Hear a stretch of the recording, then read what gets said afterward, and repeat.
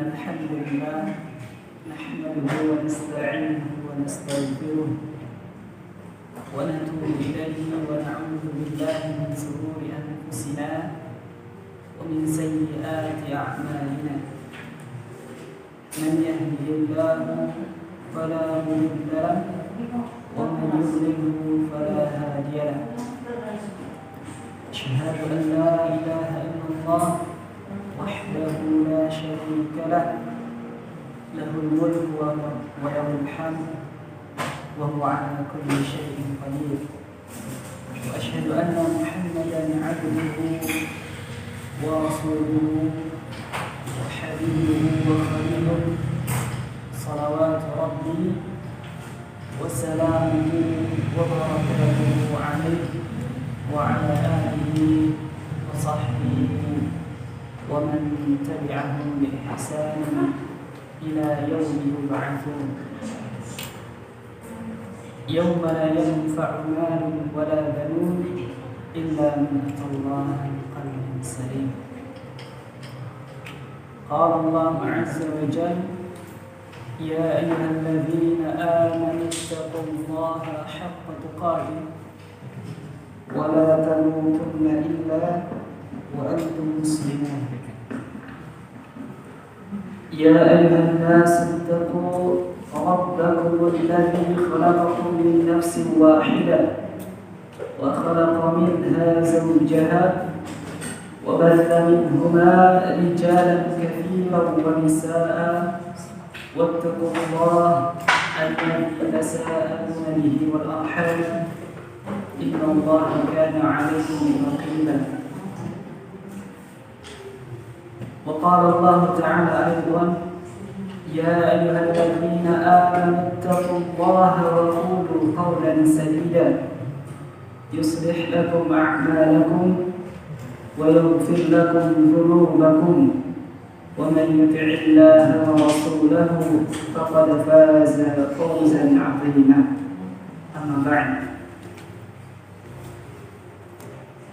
Pertama-tama dan yang paling utama, marilah kita senantiasa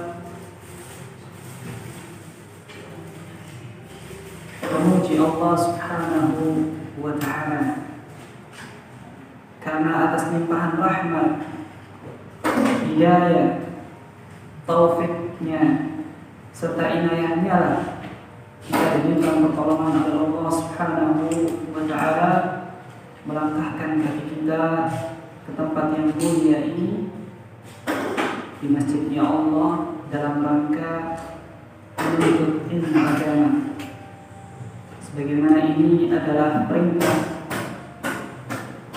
dari Allah Subhanahu wa Ta'ala dan Rasulnya kepada kita untuk menuntut ilmu. Sebagaimana Rasulullah SAW pernah bersabda: talabul ilmi fariidatun ala kulli muslimin. Tuntutlah ilmu, karena sesungguhnya menuntut ilmu itu wajib bagi setiap muslim. Maka pada kesempatan yang baik ini, marilah kita mencurahkan waktu dan kesempatan kita di kesehatan ini, di waktu sehat ini, untuk mempelajari apa yang Allah inginkan dari kita. Tujuan kita adalah untuk mempelajari apa yang Allah inginkan dari kita, yaitu memahami agama Islam ini dengan benar sesuai dengan petunjuk dari Allah Subhanahu wa Ta'ala dan Rasulnya. Dan kita juga memohon pertolongan kepada Allah Subhanahu wa Ta'ala dari segala bentuk kejelekan, segala bentuk keburukan, baik yang menimpa diri kita ataupun keluarga kita dan kaum muslimin. Dan kita juga meminta perlindungan kepada Allah Subhanahu wa taala dari kejelekan amal-amalan ibadah kita dan dari keburukan perbuatan kita, dosa kita, agar Allah Subhanahu wa taala senantiasa merahmati dan mengampuni dosa-dosa kita. Kedua kalinya salawat serta salam semoga tetap tercurahkan kepada Nabi kita yang mulia alaihi salatu wassalam. Semoga salawat serta salam tetap tercurahkan kepada beliau sallallahu alaihi wa ala alihi wasallam dan kepada para sahabatnya, istri-istri beliau, keturunan beliau, dan orang-orang yang senantiasa mengikuti beliau dengan baik hingga hari kiamat kelak.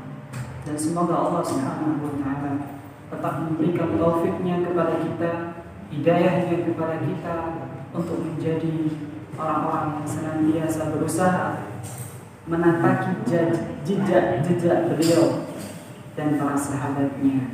Amin Allahumma amin. Dan ma'asyiral muslimin dan muslimat rahimakumullah.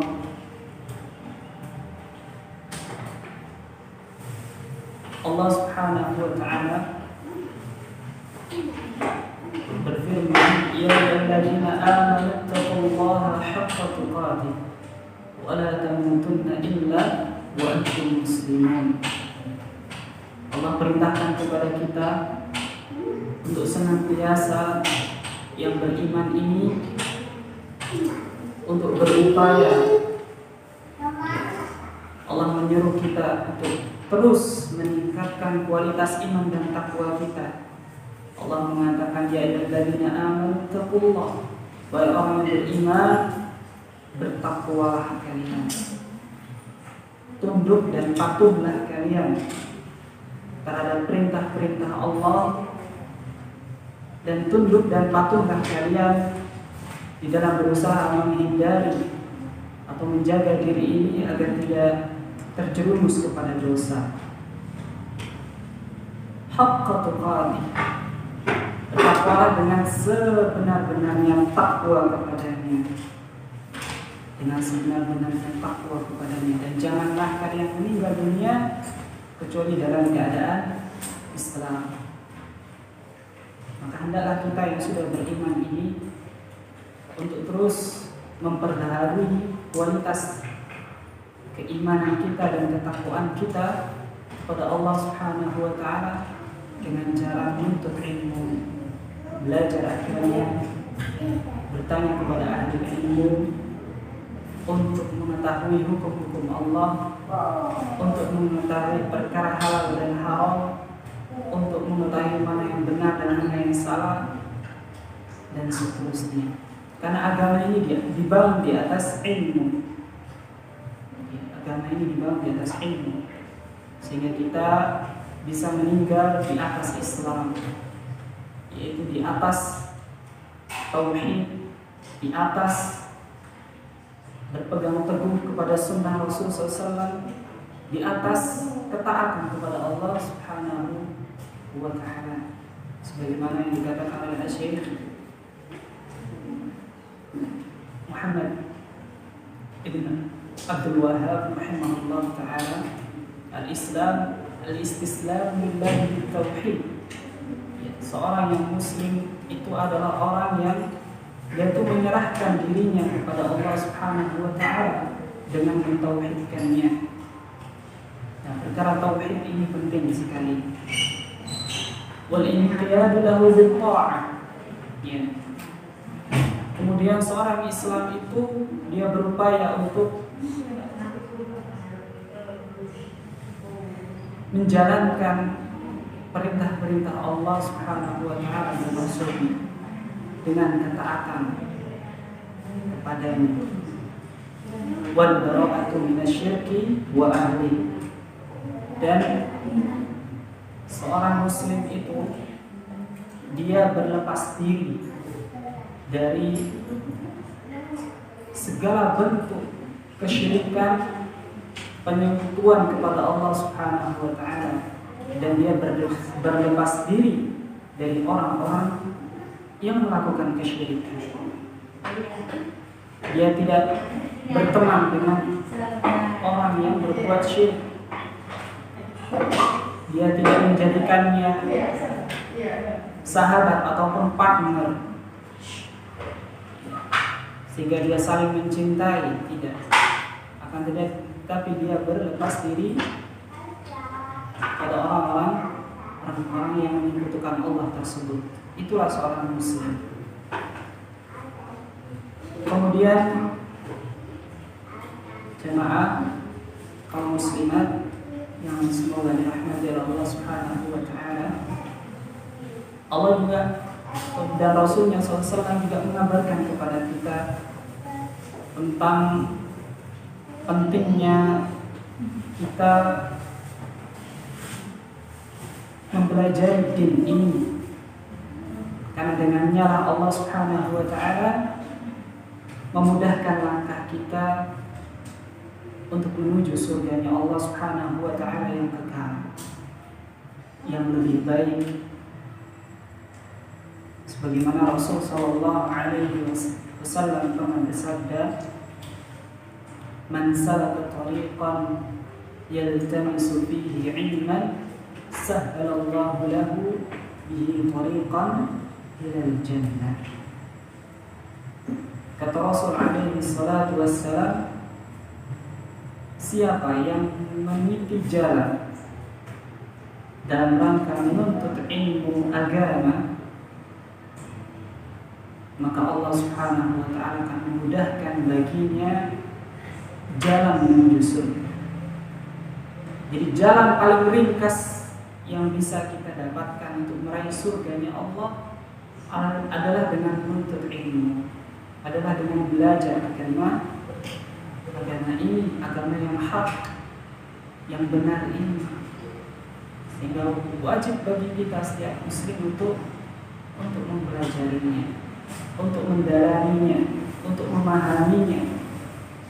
Ya. Karena ada sebagian kaum muslimin itu yang dia merasa ya sudah cukup dengan keislamannya di KTP saja, tapi dia meninggalkan kewajiban-kewajibannya kepada Allah Subhanahu wa taala. Dia meninggalkan atau menjalankan, bahkan menjalankan larangan-larangan Allah Subhanahu wa taala. Waliyadzubillah. Maka benar firman Allah Subhanahu wa taala, "Ya ayyuhalladzina amanu udkhulu fi silmi kafah." Wahai orang-orang yang beriman, Allah seru lagi orang yang beriman ini untuk apa? Udkhulu fi silmi kafah. Masuklah kalian ke dalam Islam ini secara kafah, secara sempurna. Bukan 80% Islamnya, bukan 50% Islamnya, tapi 100% kita harus Islam, 100% kita harus Muslim. Ya. Kalau tidak, maka kita hakikatnya mengikuti langkah-langkah syaitan. Kemudian ma'asyiral muslimin, muslimat wal muslimat yang dirahmati Allah Subhanahu wa taala, di sini kami melanjutkan, kami di sini diberikan kesempatan untuk menggantikan Al-Ustaz Ananda Ridho hafizahullah taala yang berhalangan untuk mengisi di masjid yang mulia ini.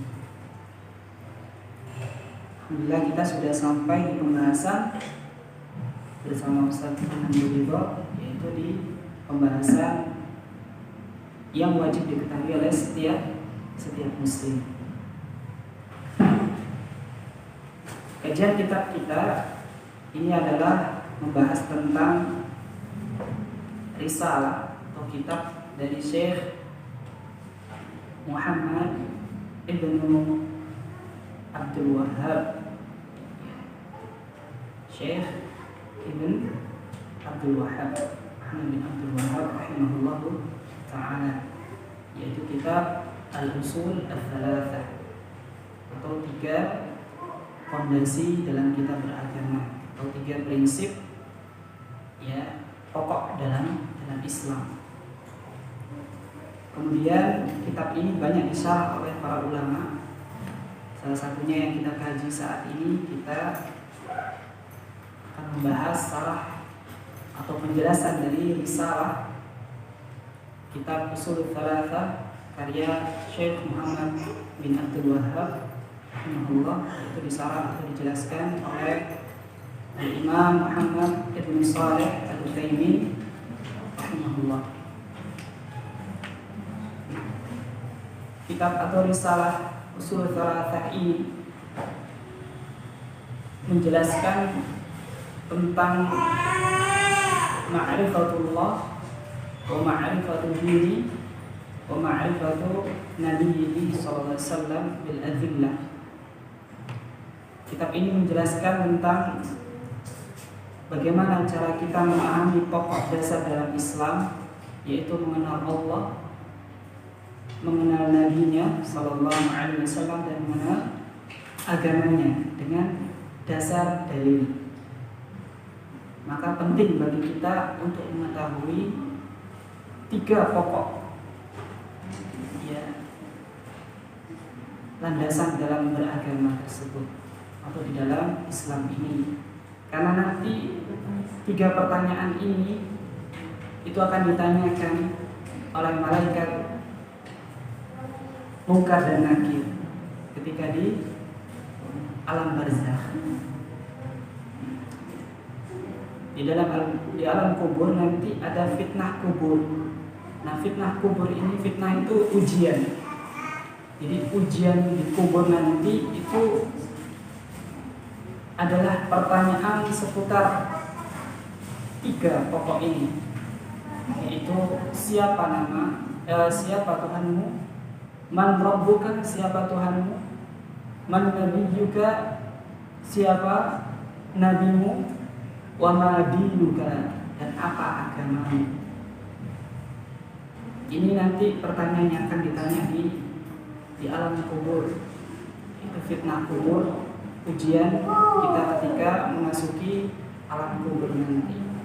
Setelah dari fitnah kubur itulah penentu bagi kita apakah mendapatkan azab kubur atau mendapatkan na'imul kubur, atau mendapatkan nikmat kubur. Jadi kalau seorang itu lolos di fitnah kubur atau ujian ini terkait pertanyaan man rabbuka, man nabiyyuka, ma dinuka, maka dia akan mendapatkan nikmat kubur. Sebaliknya, seorang yang tidak bisa menjawab pertanyaan tersebut atau pertanyaan 3 pertanyaan ini, maka dia akan mendapatkan azab kubur. Waliyadzubillah.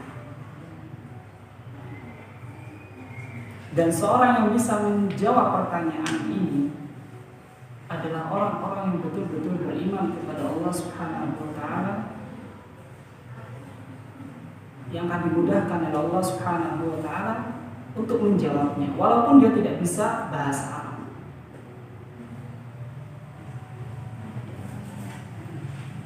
Karena jawaban ini bukan dihafal. Yang bisa menjawab ini hanya orang yang beriman karena keimanannya. Bukan seorang yang hanya dia beriman, mengaku beriman, tapi dia tidak mau memahami agama ini. Dia tidak mengenal siapa Tuhannya, dia tidak mengenal siapa nabinya. Maka dia akan kesulitan untuk menjawab pertanyaan yang demikian. Dan siapa itu? Yaitu orang-orang kafir dan orang-orang munafikin, orang-orang munafik. Orang munafik kalau mereka akan kesulitan untuk menjawab pertanyaan karena jawabannya tidak dihafalkan, tapi jawaban itu muncul dari hati. hati yang memiliki keimanan kepada Allah Subhanahu wa taala. Ini kalau dibedah panjang sekali.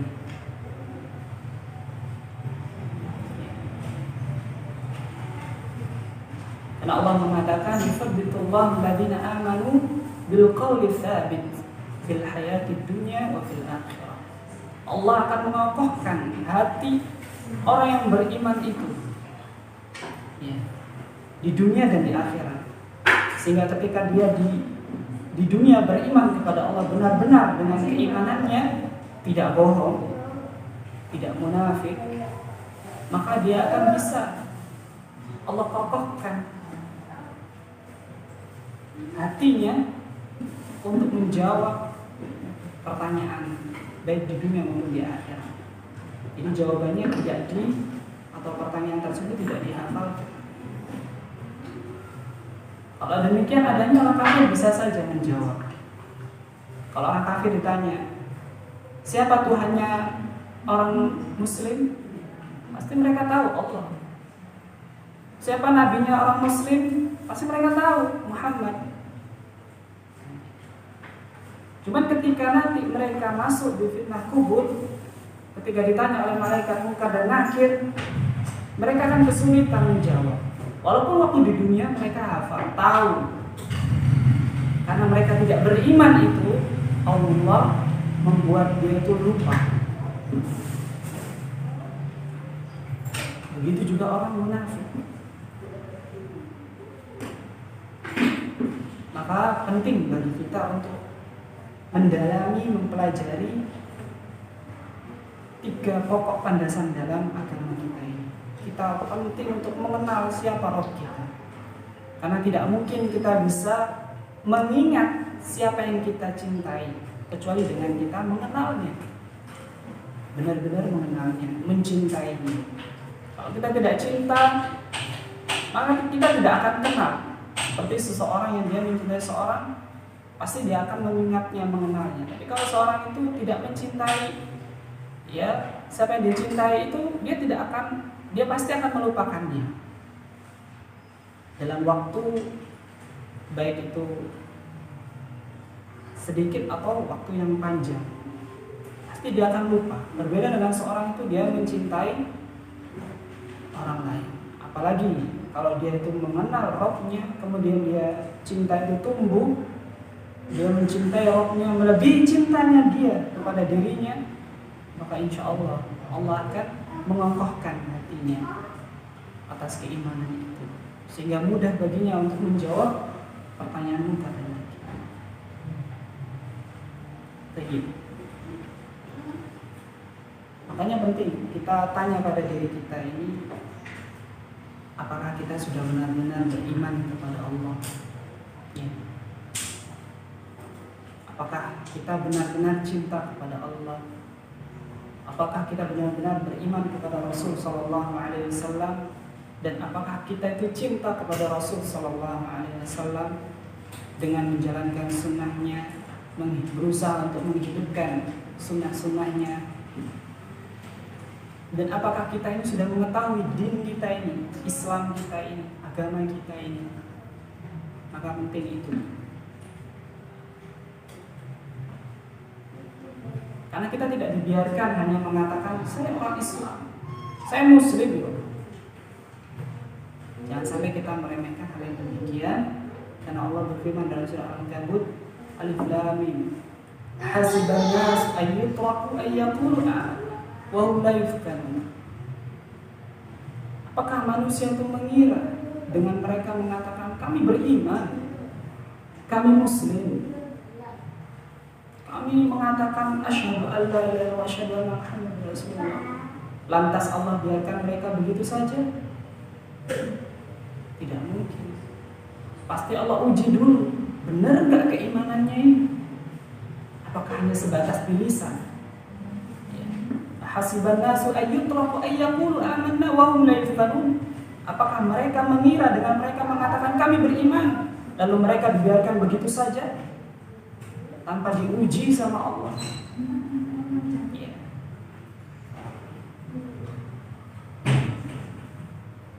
Enggak mungkin.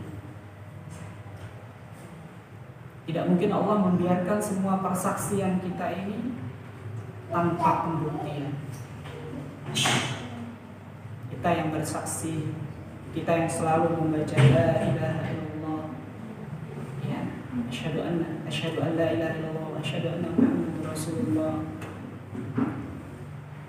Ini akan diuji sama Allah. Benar enggak? Kita itu sudah beriman dan kita itu beriman kepada Allah. Kita lihat di sebuah mahkamah atau pengadilan. Tidak mungkin kan seorang yang dia saksi tersebut tiba-tiba diterima kesaksiannya tanpa melalui proses, ya, apakah benar nih kesaksian orang ini, ada buktinya enggak, karena ada bukti otentik baru diterima kesaksiannya oleh hakim. Begitu pula kita yang mengatakan asyhadu an la ilaha illallah atau yang mengaku beriman kepada Allah Subhanahu wa ta'ala, kita akan diuji semua. Dan ujian itu yang akan menjadikan apakah kita ini sukses, lulus di kehidupan ini, sehingga menjadi hamba-hamba Allah yang ikhlas dan terus mengikuti sunnah Rasul SAW sampai akhir hayat kita. Allah mengatakan melanjutkan dalam firman-Nya tersebut, walaqad fatanna alladziina min qablihim falaya'lamanna Allahu alladziina aamanu wa la ya'lamanna al-kaadzibin. Allah mengatakan, sungguh kami telah menguji orang-orang sebelum kalian sehingga tampak siapa yang benar-benar beriman dan siapa yang bohong tentang keimanannya. Jadi kita perlu, ya, bertanya pada diri kita, apakah kita ini, ya, sudah betul-betul beriman kepada Allah Subhanahu wa ta'ala dan beriman kepada risalah Rasul sallallahu alaihi wasallam. Tentu semua itu dengan kita belajar mendalami apa yang Allah inginkan dari kita ini. Ya. Baik. Kita lanjutkan. Di sini Syekh mengatakan i'lam rahimakallahu annahu yajibu alaina ta'allumu arba'in masaila.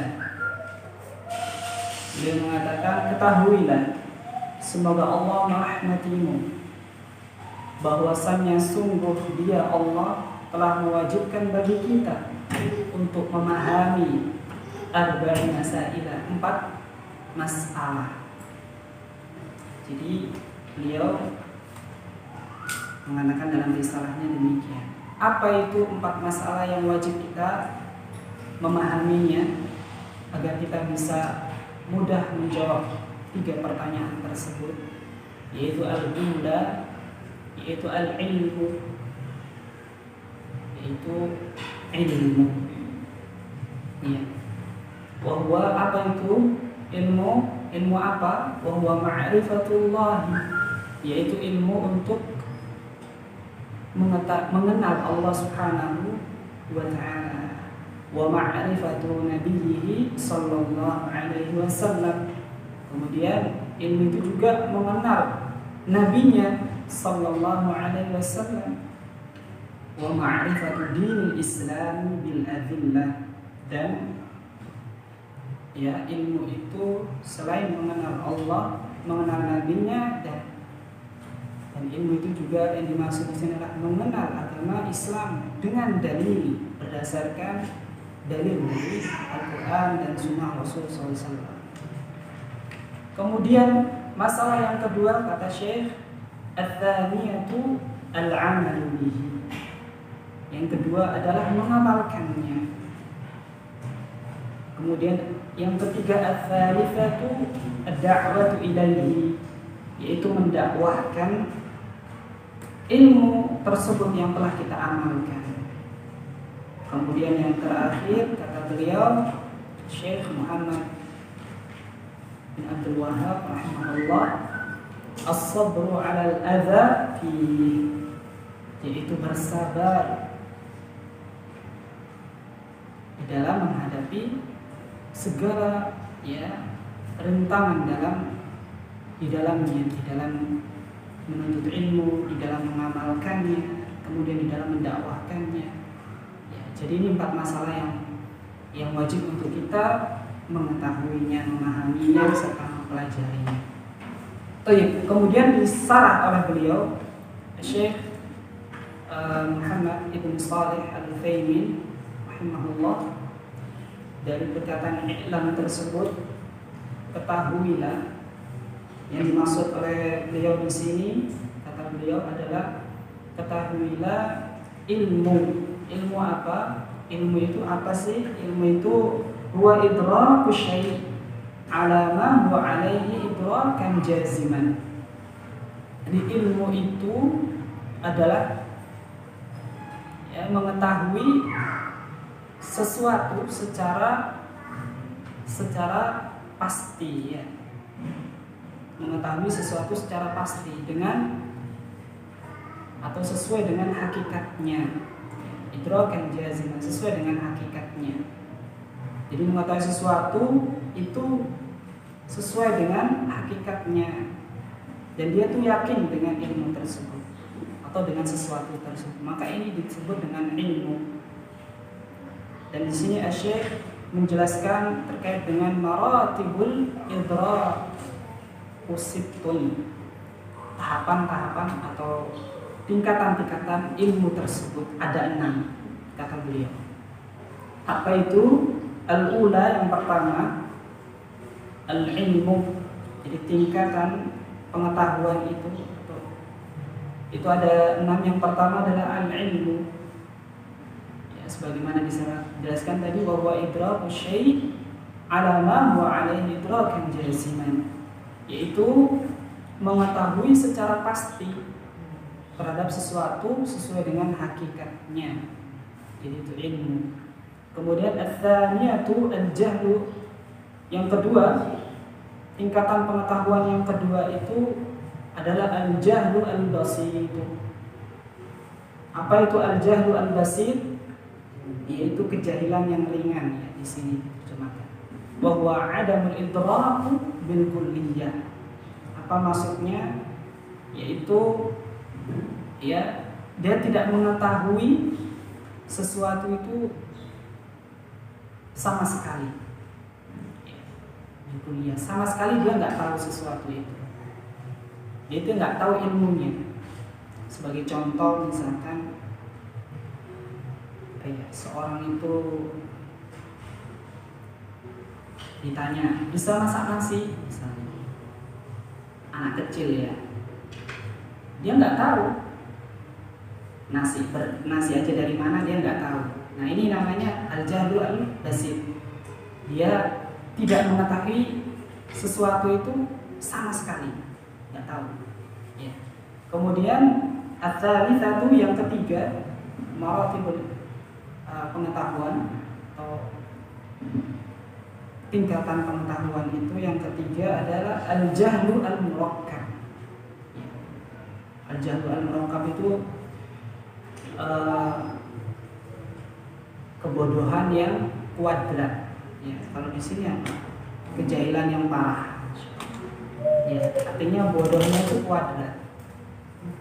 Apa itu yang dimaksud kebodohan yang kuadrat? Wa huwa idraku syai' ala wajhin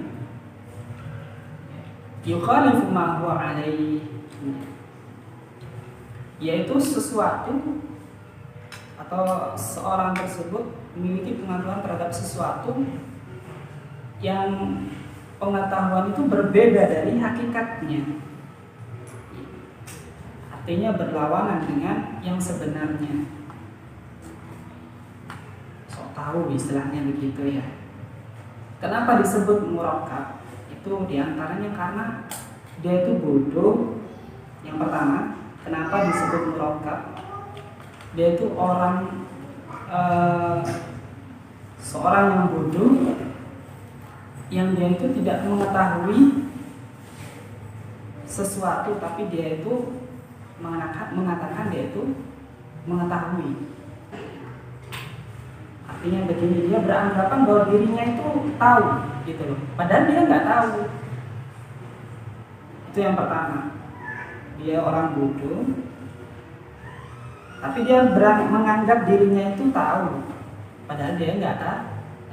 Kemudian kenapa disebut muraqab yang kedua? Alasannya adalah karena dia tidak mengetahui yang sebenarnya. Yang sebenarnya itu masak nasi itu gimana, dia nggak tahu. Tapi dia sok tahu, saya bisa masak nasi. Diambil beras, ditaruh di penggorengan, digoreng. Nah ini kan jahil muraqab. Seharusnya dia bilang saja, saya tidak tahu. Ini tingkatan ketiga pengetahuan itu ya. Seorang yang mengetahui. Kemudian yang keempat, tingkatan yang keempat adalah al-wahmu. Apa itu al-wahmu? Wa huwa idraku syai' ma'a ihtimali diddin rajihin.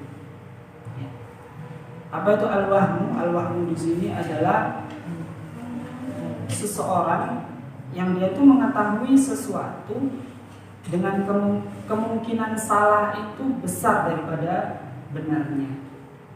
Kemungkinan salah itu lebih besar daripada benarnya. Kemudian yang khamis, tingkatan yang kelima adalah asyak. Apa itu asyak? Ragu-ragu. Kalau kita istilahkan ragu-ragu, ya di sini juga ragu-ragu. Apa itu asyak? Wa huwa idraku syai' ma'a ihtimali sawa'un, ya. Dia atau musawi. Dia itu mengetahui sesuatu, ya. Dia mengetahui sesuatu, tapi kemungkinan lain yang sama adalah sesuatu itu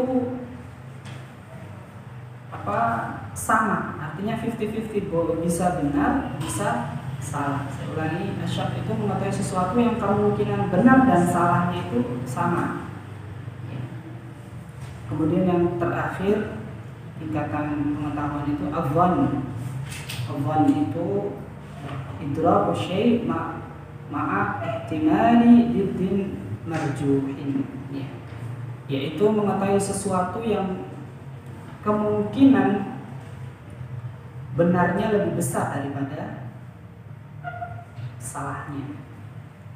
Lagi saya ulangi, adhan itu mengetahui sesuatu yang kemungkinan benarnya lebih besar daripada salahnya. Di sini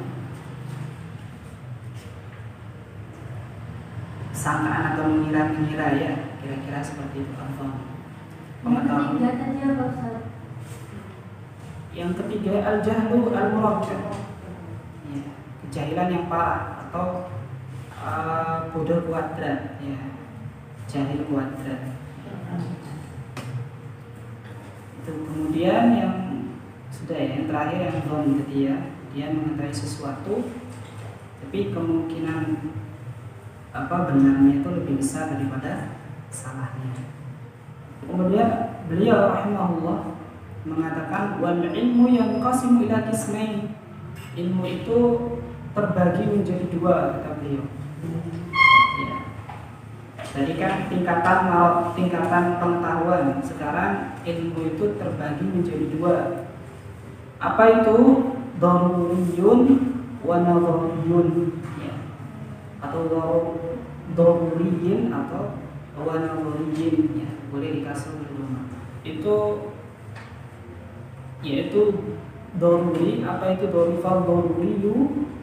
Fad-daruriyu ma yakun idrakul ma'lumi fihi daruriyan bihaitsu yadtarru ilayhi min ghairi nadhri wala istidlali kal ilmi bi anna an-nar haratun mathalan. Jadi daruri itu dia mengetahui ilmu itu, dia mengetahui atau memperoleh ilmu itu secara langsung atau tidak, ya, bisa demikian. Min ghairi nadhari, ya, baik itu secara langsung atau dia itu memerlukan istidlal, penelitian, atau istilahnya apa itu, ya semacam penelitian ya atau dalil ya, atau harus ada dalil baru dia mengetahui ilmu itu ini daruri. Jadi saya ulangi, daruri itu pengetahuan yang didapat secara langsung ya, baik secara langsung ataupun memerlukan penelitian tanpa memerlukan ya penelitian dan dalil. Contohnya apa? Contohnya adalah bi'anna an-nar haratun mathalan, seperti api ya, seperti pengetahuan bahwa api itu panas ya. Kemudian wan nadhari, adapun nadhari, ilmu nadhari ya, ma yahtaju ila nadharin wa istidlalin kal ilmi bi wujubin niyyah fil wudu ya. Adapun nadhari itu dia pengetahuan yang diperoleh ya dengan cara melakukan penelitian atau melakukan apa itu pencarian ya, penelitian dengan dalil ya, tentu dengan dalil. Yang tadi itu kan tanpa dalil ya, tanpa dalil atau tanpa penelitian, seperti panas bahwa api itu panas, ini nggak perlu penelitian, semua orang tahu ya. Adapun nadhar ini perlu penelitian ya, perlu dicari dalilnya. Contohnya apa? Pengetahuan an-niyah fil wudu, tentang apa namanya, wudu itu perlu niat. Kemudian Syekh mengatakan rahimakallahu afadha 'alaika min rahmatihi allati tahsulu biha 'ala matlubika wa tanju min mahdhurika ya. Perkataan beliau yang i'lam rahimakallah ya, ketahuilah bahasanya Allah merahmatimu, semoga Allah senantiasa merahmatimu. Di sini kata beliau ini adalah bentuk atau menerangkan kepada kita tentang ya doa beliau kepada kita ya, sehingga dengan begitu kita senantiasa dilimpahkan rahmat oleh Allah Subhanahu wa taala untuk bisa mendapatkan kebutuhan yang kita cari, wa tanju min mahdzurika, atau selamat dari bahaya yang kita hindari. Jadi adalah bentuk doa. Kalau seorang itu mengatakan rahimakallah ya, dia mendoakan semoga Allah Subhanahu wa taala senantiasa merahmatimu ya. Artinya seorang yang dirahmati itu akan dia mendapatkan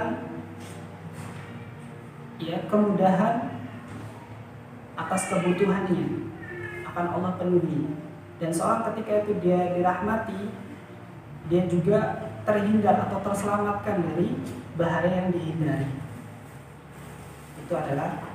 Itu bentuk diantara rahmat yang Allah berikan kepada seorang hamba. Maka ini adalah salah satu bentuk kebaikan ya, yang perlu kita untuk biasakan mendoakan saudara kita.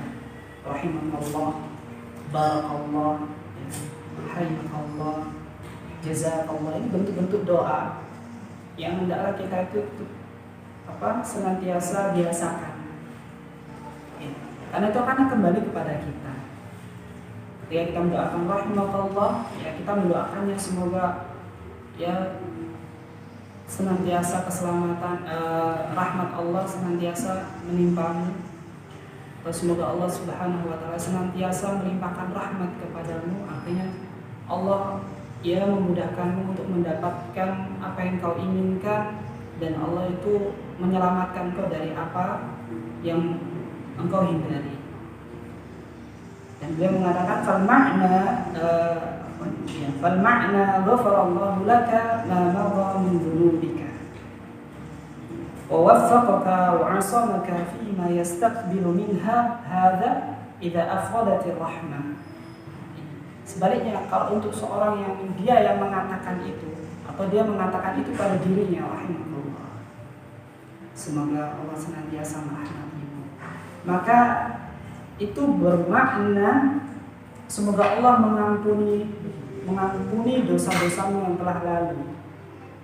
Ya, mengampuni dosa-dosamu yang telah lalu, dan semoga Allah senantiasa memberikan keselamatan, ya, pertolongan, perlindungan terhadap dosa-dosa yang akan datang. Itu jika diucapkan kepada dirinya sendiri. Jadi kalau dia mengucapkan kepada orang lain, itu bentuk doa. Semoga Allah meliputi atau melimpahkan rahmatnya kepadamu. Artinya Allah itu akan memudahkanmu mendapatkan apa yang kau inginkan, dan Allah akan menyelamatkanmu dari segala apa yang kau hindari atau segala kejelekan yang kau hindari. Mohon doa rahmat kepadanya. Rahmat itu kasih sayang. Ya. Kemudian untuk orang yang menyampaikan ini, kata beliau, ya, yang menyampaikan atau yang mendoakannya ini, atau dia mendoakan untuk dirinya, rahimahullah, dia mengatakan untuk dirinya sendiri, maka itu maknanya adalah semoga Allah senantiasa mengampuni dosa-dosamu yang telah lalu, berdampak kepada si yang mendoakan. Semoga Allah senantiasa mengampuni dosa-dosamu yang telah lalu, dan senantiasa melindungi serta menolongmu dari melakukan dosa-dosa yang akan datang. Di sini makna dari rahimakallah tersebut. Doanya, doa kita kepada saudara kita atau doa tersebut kepada diri kita.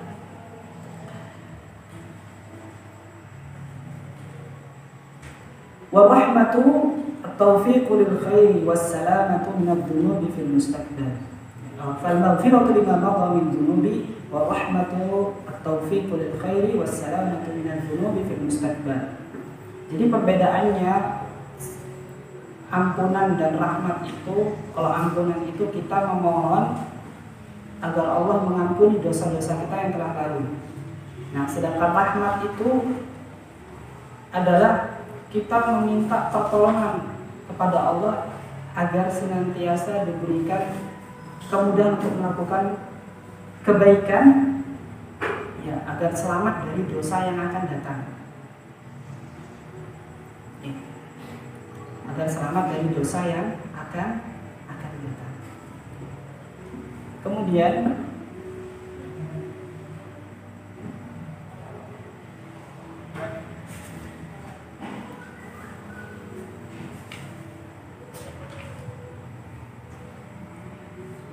perkataan beliau, annahu yajibu alaina ta'allumu arba'i masaila.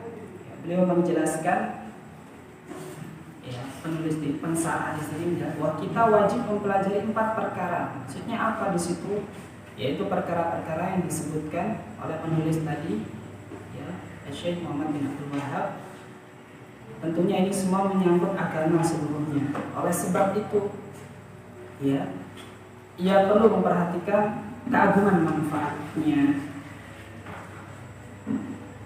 Apa itu 4 perkara atau masalah itu? Al-ula al-ilmu wa huwa ma'rifatullah. Yang pertama adalah ilmu, yaitu mengenal Allah. Maksudnya apa? Ma'rifatullah azza bil qalbi ma'rifatan tastalzimu qabuli ma syar'ahu wal id'anu wal inqiyadu lahu wa tahqimu syari'atihi allati ja'a biha Rasulullah Muhammad sallallahu alaihi wasallam. Jadi yang dimaksud dengan mengenal Allah Subhanahu wa taala yaitu seorang yang dia itu mengetahui Allah dengan hatinya, mengenal Allah dengan hatinya. Ya.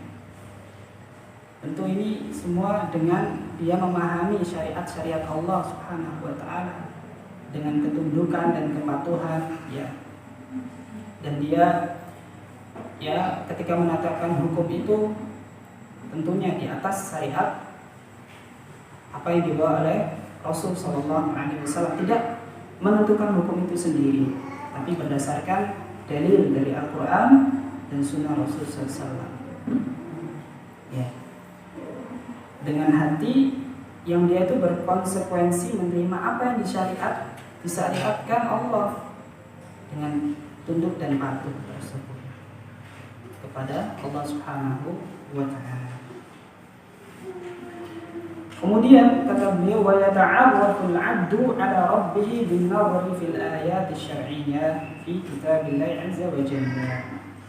Untuk mengetahui itu semua seorang hamba, maka dia tentu mengetahuinya dari tanda-tanda kekuasaan Allah secara syar'iyyah.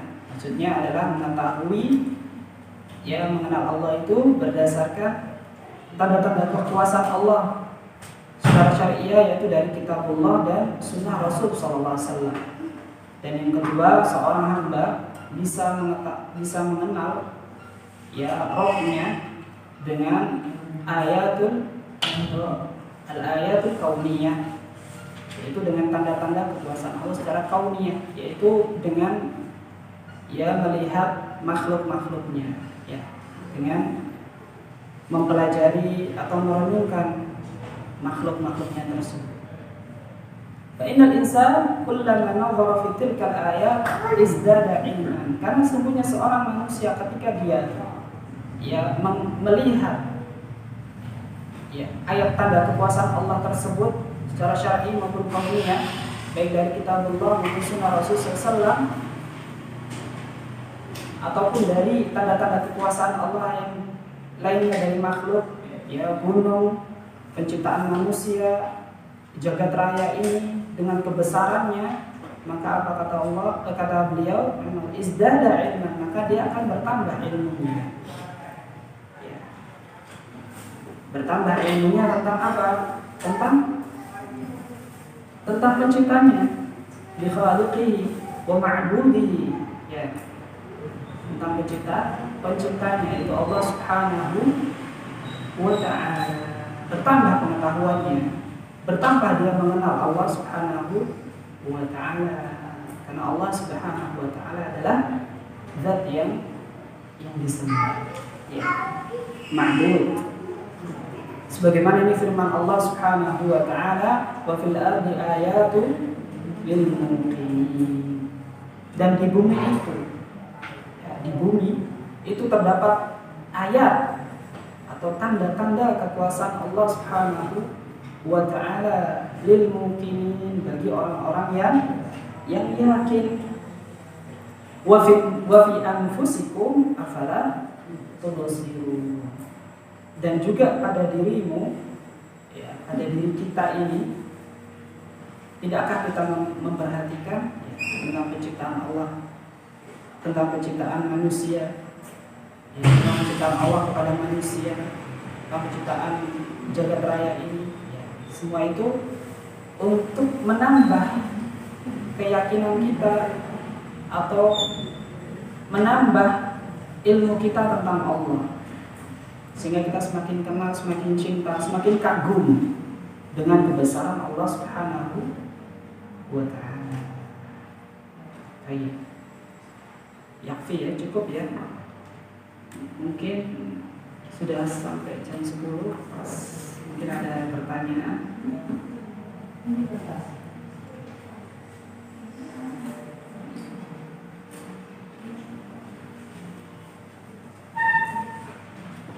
Ada yang mungkin ingin disampaikan? Wahan saja tidak tahu. Al-wahan, bukan al-wahan, Bu. Tapi al-wahmu. Al-wahmu. Al-wahmu. Artinya mengetahui sesuatu dengan kemungkinan salah besar daripada benarnya. Kemungkinan, ya. Kalau di sini ini ada di sini kan, ya. Kalau di sini al-wahmu, pengetahuan terhadap sesuatu dengan adanya kemungkinan berlawanan lebih kuat. Artinya yang kemungkinan salahnya lebih besar gitu daripada benarnya, gitu intinya. Ya, kemungkinan salahnya lebih besar daripada benarnya. Kebalikannya von, Al-wahmu itu mengetahui sesuatu yang kemungkinan salahnya lebih besar daripada benarnya. Tapi kalau dong itu anu ya, apa lebih banyak inangnya? Kalau dong itu sangkaan mengira-ngira lebih besar benarnya. Adanya kemungkinan orang lebih lemah. Artinya benarnya lebih besar daripada salahnya. Tapi kalau yang tertinggi adalah al-ilmu, ya, yang tinggi itu seorang yang berilmu, yang dia itu mengetahui sesuatu dengan pengetahuan yang pasti dan dia yakin tanpa ada keraguan, gitu, tanpa ada sangkaan. Ya.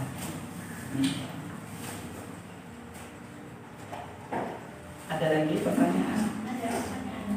Ini monggo. Mohon di kertas ya. Kalau nggak ada pertanyaan saya tanya. Kalau nggak ada pertanyaan saya tanya.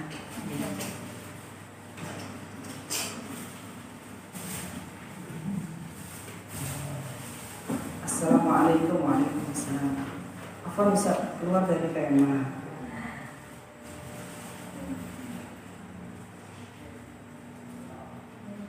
Bacaan apa yang kita baca pada saat berpindah sholat sunnah ke wajib, misal qabliyah subuh ke sholat subuh, berpindah, maksudnya gimana? Nggak ada bacaan. Maksudnya kalau kita sholat sunnah qabliyah subuh ya, terus kita selesai sholat qabliyah subuh, kita mau melanjutkan ke sholat subuhnya itu di perpindahan tersebut jedanya itu apakah ada bacaan khusus? Oh, nggak ada bacaan khusus. Tidak ada bacaan khususnya.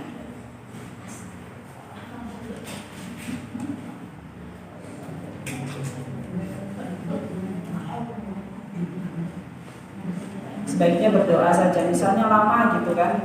Saya pernah baca bacaannya dibaca itu istighfar 3 kali, setelah itu baca atas tangan terus. Oh, itu zikir setelah sholat. Itu zikir setelah sholat wajib. Adapun sholat sunnah, setelah sholat sunnah tidak ada syariat untuk membaca apa. Jadi langsung masuk ke sholat wajib. Boleh, ya langsung. Kalau misalkan imam sudah memulai maka langsung sholat. Kalau masih lama boleh diisi dengan kegiatan sunnah yang lainnya. Ya, mungkin membaca Al-Quran atau berzikir juga boleh, tapi tidak ditetapkan zikir itu. Tidak ada bacaan yang khusus antara perpindahan sholat sunnah ke sholat wajib, tidak ada. Tapi boleh kita berzikir, ya. Tidak, artinya kita nggak boleh menikah atau tidak boleh menetapkan ibadah itu, karena terkait penetapan ibadah itu dari Allah dan Rasul. Jadi lakukan yang lain atau aktivitas ibadah yang lain, boleh baca Al-Quran, boleh. Misalnya lama gitu nunggunya imamnya nggak mulai-mulai, biasanya kan subuh agak lama sunnahnya, mulai sholatnya. Kalau untuk ibu-ibu yang sholat di rumah setelah qobliyah subuh langsung aja dirikan sholat subuh. Wallahu ta'ala.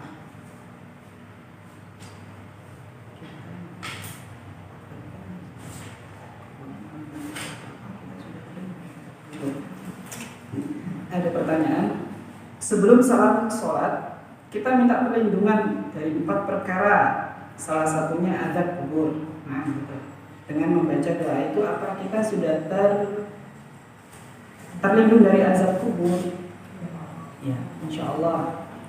Doanya kan, Allahumma inni a'udzubika min adzab jahannam wa min adzabil qabri wa min fitnatil mahyaya wal mamati wa min syarri fitnatil masiihid dajjal. Itu doa yang dituntunkan oleh Nabi kita SAW sebelum salam hendaknya kita berdoa untuk meminta perlindungan dari 4 perkara tersebut. Yang pertama apa tadi? Adzab jahannam. Ya.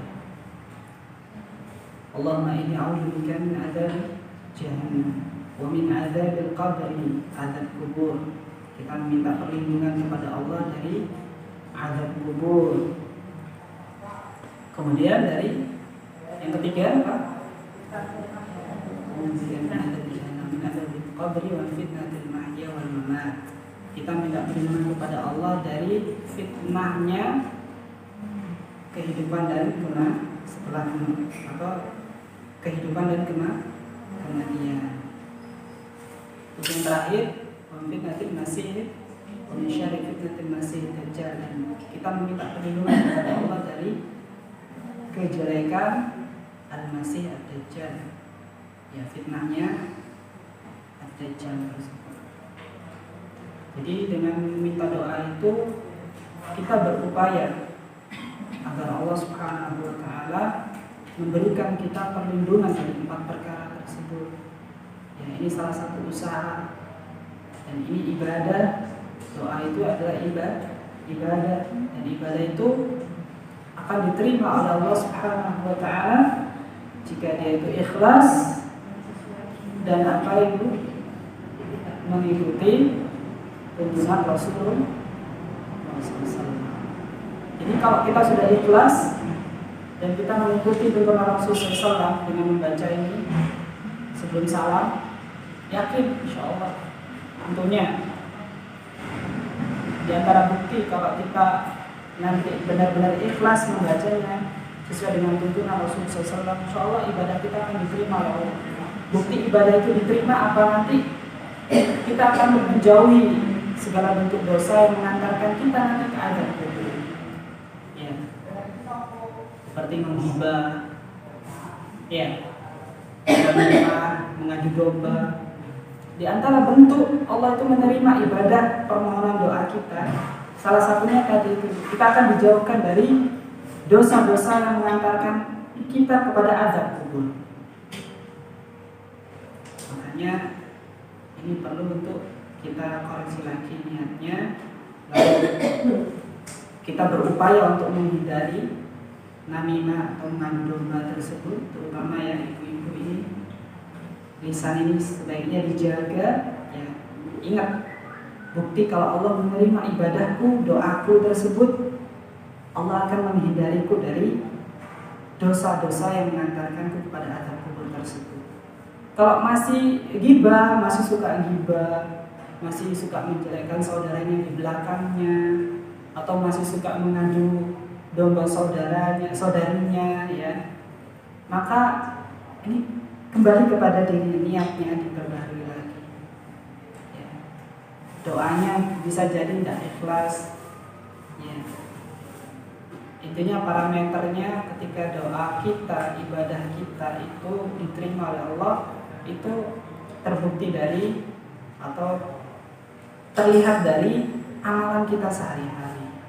Demikian. Oke. Dengan begitu kita dihindari dari azab kubur.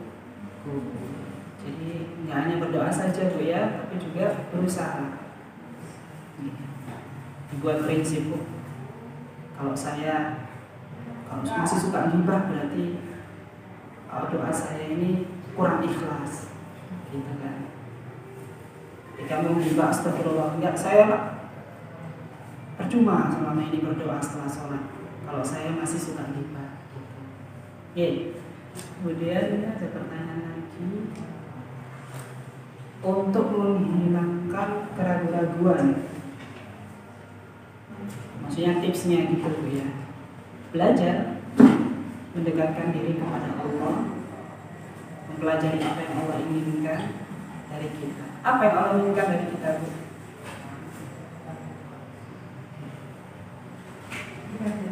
Beribadah, Masya Allah. Dalam Quran surat Al-Zariyat, ya. Apa kata Allah? Wa ma khalaqtul jinna wal insa illa liya'budun. Illa liya'budun.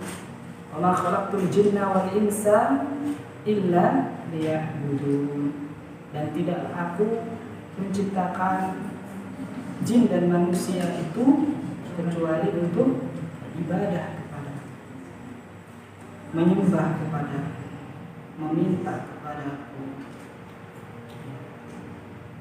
bertawakal kepadaku, bergantung kepadaku, berdoa kepadaku. Maka salah satu untuk menghilangkan keraguan-raguan adalah dengan beribadah kepada Allah. Dan ibadah ini harus diilmui, dipelajari, kan gitu. Yaitu dengan menuntut ilmu. Insya Allah dengan menuntut ilmu itu nanti keraguan-keraguan yang ada itu akan Allah hilangkan. Kita akan semakin tahu tentang agama kita yang hak ini, yang benar ini. Ya. Kemudian contoh dari al-dhan dan bagaimana cara kita menyikapi atau menghadapi orang yang tingkatan ilmunya al-jahlu murakkab atau al-waham. Iya, contoh dari al-dhan itu seperti dia memberikan hukum kepada, misalnya contohnya dia ditanya suatu hukum, apa hukumnya makan sambil berdiri, itu apa hukumnya, Bu? Nah, ini berarti nggak tahu ya, al-jahlu basit jadi semua. Ada yang menerka-nerka, nah itu al-dhan. Boleh Ustaz? Ada yang mengatakan nggak boleh Ustaz. Masya Allah. Ya, itu sebenarnya masih dalam masalah fikih ya. Kalau dia syak, dia ragu-ragu tentang ilmu itu, ya, maka dia nanti al-dhan, dia nanti akan menjawab demikian. Seperti saya ini, saya lupa dalilnya. Cuman dalam masalah fikih itu masalah khilaf, ya. Artinya kita boleh mengambil pendapat tersebut, tapi pendapat yang kuat, ya. Untuk makan berdiri itu boleh, karena tidak ada larangan, dari Allah dan Rasulnya, ya. Karena yang ada larangan itu hanya minum. Berdasarkan hadis kan, la yasrabanna ahadukum qa'iman. Janganlah kalian minum sambil berdiri. Untuk makan tidak ada. Untuk makan tidak ada larangan. Jadi kaidahnya kalau dalam masalah muamalah itu aktivitas di luar ibadah, makan, minum, ya, mandi, buang hajat dan sebagainya, itu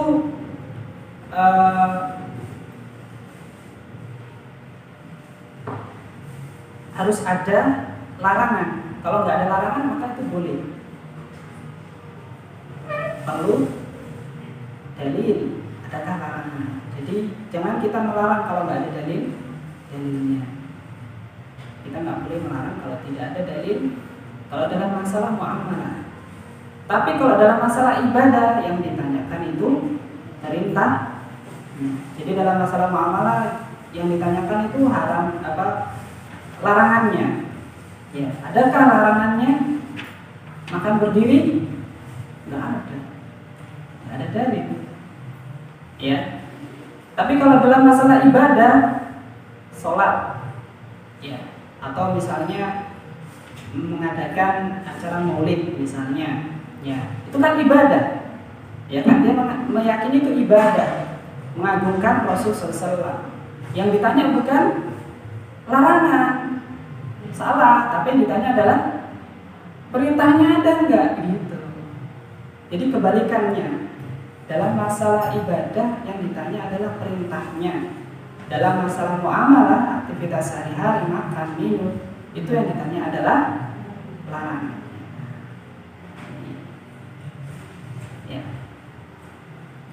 Allah Ta'ala. Itu contoh adzan. Dan bagaimana cara kita menyikapi dan menghadapi orang yang tingkatan ilmunya al-jahlu murakkab, orang yang jahil kuadrat, ya, bodoh kuadrat. Bagaimana cara menghadapinya? Ya, gimana ya? Kan orangnya so tahu ya, padahal dia itu nggak tahu. Ya, al-jahlu murakkab itu kan, kenapa dikatakan murakkab tadi? Yang pertama, karena dia beranggapan bahwa dirinya tahu, padahal padahal dia itu tidak tahu. Dia itu beranggapan dirinya tahu, padahal dia itu tidak tahu. Yang kedua, kenapa dia disebut murakkab atau bodoh kuadrat? Karena dia tidak mengetahui yang sebenarnya. Nah, gimana cara menghadapi orang demikian? Maka diam aja. Ya, dia dinasehati. Ingat, kalau dia bicara masalah agama, maka sampaikan kepadanya, dalam masalah agama kita tidak boleh menafsirkan ayat atau hadis Rasulullah SAW dengan penafsiran diri kita sendiri, pemahaman kita sendiri. Siapa kita? Misalnya dia berbicara tentang hukum Allah, ini berdasarkan ayat ini, hadis ini, itu begini. Nah, dia memahaminya dengan hawa nafsunya. Maka diingatkan, agama ini dibangun di atas dalil. Maka untuk mengetahui suatu hukum itu, maka diperlukan ya, peninjauan, keilmuan, belajar. Jadi jangan sampai kita ya, sok tahu terhadap ilmu tersebut. Allahu Ta'ala. Kemudian, apakah orang muslim yang tidak mengenal dan mengamalkan sunnah bisa terbebas dari fitnah kubur? Apakah orang muslim yang tidak mengenal dan mengamalkan sunnah bisa terbebas dari fitnah kubur? Tidak. Semuanya kita akan ya mengalami yang namanya fitnah kubur. Fitnah kubur tadi apa? Ujian, yaitu pertanyaan 3 itu, man rabbuka, man nabiyuka, ma dinuka. Semua kita, ya, semua kita tanpa terkecuali, yang muslim, yang kafir, yang munafik, semua. Dan ada beberapa riwayat ini, yang terbebas itu hanya orang yang mati syahid. Ya, orang yang dia itu meninggal ketika menjaga perbatasan perang, misalkan perbatasan negaranya, ya, artinya dia itu penjaga perbatasan negara, gitu kan. Mungkin dia dibunuh oleh musuh, gitu. Maka orang yang syahid, terus orang yang siddiqin, wasyuhada itu dia terbebas dari fitnah kubur. Adapun dia kalau nggak mengenal, apalagi nggak mengamalkan sunnah, maka dia akan ditanya, ya, dia akan mengalami yang namanya fitnah kubur. Kalau dia lulus, maka dia mendapatkan nikmat kubur. Kalau dia nggak lulus, karena dia nggak mengamalkan ini, nggak mengenal Allah, nggak mengamalkan sunnah Rasulullah SAW, maka dia akan diberi azab. Itu okay. Jadi fitnah kubur itu penentu antara dia itu mendapatkan azab atau nikmat. Penentu antara dia mendapatkan azab atau nikmat. Ya. Jadi, apakah bisa jadi mendapatkan azab kubur? Iya, kalau dia nggak bisa menjawab. Ya, seperti orang kafir dan orang munafik yang dia mengaku Islam. Ya kan banyak sekarang mengaku Islam tapi nggak mau menjalankan syariat Islam. Itu adalah orang-orang munafik. Sebagaimana tadi yang saya sebutkan dalam surah Al-Ankabut itu. Kita semua yang beriman nih perlu ditanyakan. Kan kata Allah, apa tadi? Lamin ahasiban nasu ayyutraku ayyaqulu amanna wa hum la yuftanun. Apakah manusia itu mengira dengan mereka mengatakan kami beriman, lalu Allah biarkan mereka begitu saja? Walaqad fattanna alladziina min qablihim fala ya'lamanna Allahu alladziina aamanu wa la ya'lamanna al-kadzibin. Sungguh kami telah menguji orang-orang sebelum kalian sehingga tampak siapa yang beriman, benar-benar beriman dengan keimanannya, dan siapa yang yaitu hanya mengaku beriman atau bohong dengan keimanannya. Maka orang demikian akan dia nggak bisa menjawab ketika ditanya man rabbuka sama malaikat bukan dan nakir. Dia ingat. La adri, akhirnya gitu Allah lupakan dia karena tadi dia nggak mengamalkan sunnah-sunnah Rasul, atau dia tidak mengenal Allah, tidak menjalankan perintahnya, tidak menjauhi larangannya. Maka dia akan mengatakan la adri, nggak tahu. Kira dipecut, ceder, kan gitu. Iya betul. Tenang, kalau kita mengenal Allah, mengenal agama ini, iya jawabnya dengan bahasa Arab. Man rabbuka, jawabannya Rabbi Allah. Apa jawabannya? Rabbi Allah atau Rabbi Allah. Tuhanku adalah Allah. Ditanya, man nabiyyuka? Nabiyyi Muhammadun sallallahu alaihi wasallam. Nabiyyi pakai ya terakhirnya. Nabiku adalah Muhammad sallallahu alaihi wasallam. Ini bisa dijawab hanya orang yang memang mengenal Allah dan Rasulnya ketika di dunia, belajar, menyempatkan waktunya, mengkhususkan waktu untuk belajar agama. Tidak sisa-sisa waktunya. Kalau sisa-sisa waktu gimana tuh? Ya kalau ada waktu. Hakikatnya kan kita nggak punya waktu. Nah gitu. Kalau kita nggak khususkan, nggak kita sempatkan, maka hilang waktu. Waktu itu nggak bermanfaat. Ya. Maka orang kafir, walaupun dia di dunia, dia tahu ketika ditanya siapa Tuhannya orang Islam, dia tahu, mereka tahu orang kafir itu. Ya enggak kalau di dunia, tapi kalau di alam kubur atau di fitnah kubur nanti dia kesulitan untuk menjawab. Yang orang kafir itu, orang munafik aja kesulitan, apalagi orang kafir. Orang nggak bisa jawab ini, dia akan mendapatkan azab kubur. Kemudian ada lagi pertanyaannya terakhir ya. Ustaz, bolehkah kita belajar tahsin ke Ustaz? Bukankah suara itu aurat? Kalau untuk laki-laki tidak. Ini ada istilah aurat. Suara itu adalah aurat, itu ada istilah untuk perempuan ya. Kalau laki-laki tidak ada. Jadi boleh. Kalau laki-laki itu yang belajar, tapi kalau perempuan itu yang belajar itu karena nggak ada yang guru ustadahnya misalkan, ya sebaiknya dicari ustadah yang mengajar. Kalau memang benar-benar nggak ada, tapi saya rasa ada ya di Surabaya ya.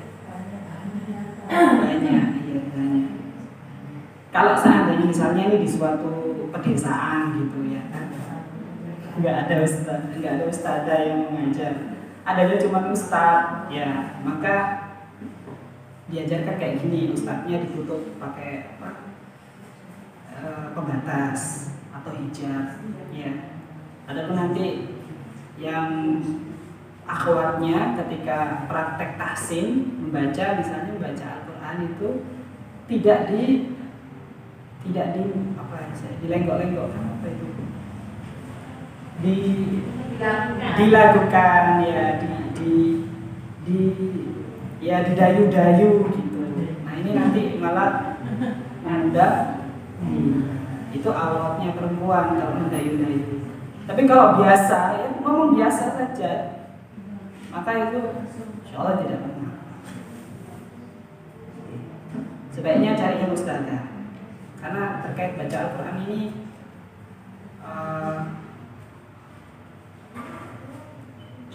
harus benar makhrajnya, dan makhraj itu kan gak bisa kita lihat tanpa melihat langsung mulut yang berbicara kan.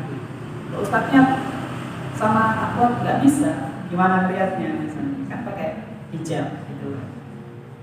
Lebih baiknya supaya mendapatkan tahsin yang benar, pelajaran yang benar tentang makharijul huruf dan cara membaca yang benar sesuai dengan tajwid, itu cari yang mustadah, itu lebih baik. Kalau nggak ada ya Ustadz nggak apa-apa, tapi jangan ketika belajar itu didayu-dayu atau didayu-dayukan suaranya, tidak boleh. Biasa saja ngajinya, ya biasa saja suaranya. Cukup ya? Ada lagi yang belum? Sudah ya? Sudah 10.27 ya. Barakallahu fikum.